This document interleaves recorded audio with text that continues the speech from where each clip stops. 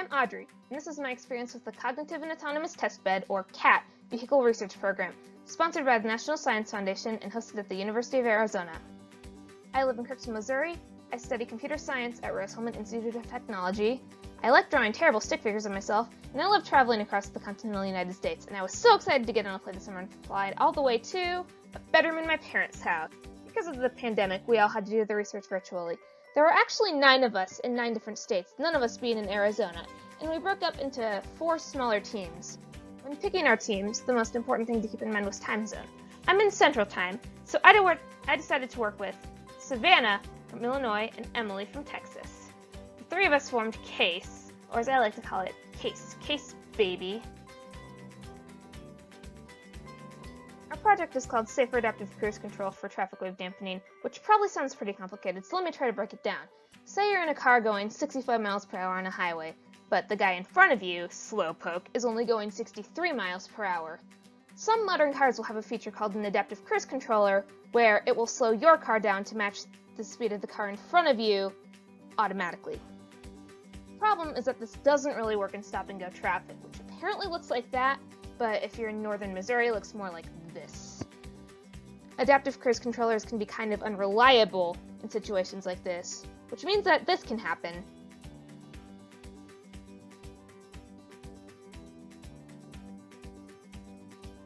Or at the very least, the car will brake at the very last second, causing a maximum deceleration that nobody's gonna like. My part of the project was to create a function that can estimate the distance between the CAT vehicle and the vehicle ahead. Someone before me created a distance estimator based on the data from the laser points on the CAT vehicle. It can say, oh hey, there's a car ahead, roughly 7 meters, so that's the distance. The problem with this estimator is that it can't distinguish between vehicles. So if some jerk decides to cut in front of you, the distance estimator will be like, oh hey, the distance is now 2 meters, but it just was 7. So there's a relative velocity of -5 meters per second. Is essentially an equivalent of this happening, which clearly is not what happened in that previous scenario. My solution was to create a filter to put on the current distance estimator that will filter out relative velocity values that are either greater than 10 or less than -10 meters per second. It'll calculate the relative velocity based on differentiating the current value and the previous value, and since they come in every 1/75 seconds, I multiply that value by 75. As you can see with this relative velocity graph, the filter did filter out several extraneous values. Now, when we put it all together, we couldn't test anything on the CAT vehicle itself because of the remote environment, so we relied on simulations and ROS nodes. A ROS node is a computer program that can take in different data points at real time, perform some sort of function on them, and then publish them as different values that other ROS nodes can subscribe to. We used several ROS nodes in our simulations. We started with the car, which outputs its laser data to a ROS node, which the original distance estimator can take in and produce its original distance estimate. And then my filter will take that in, and it can return both a relative velocity and a filtered distance.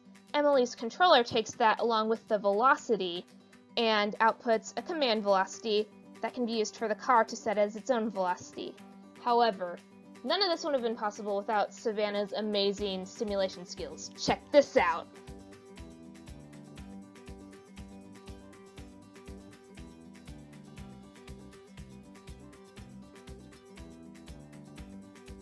As you can see, the car slows down at a pretty steady rate in order to avoid hitting the car ahead.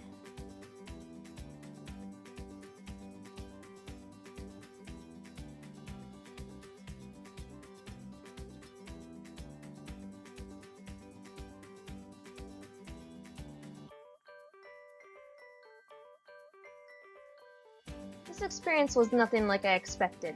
There were definitely some challenges, like the fact that I wasn't going to be able to use my favorite programming language of all time, and the fact that some of the programs can easily turn your laptop into a panini press.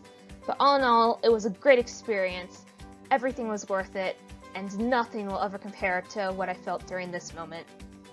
It's annoying me. Is it moving? It's moving!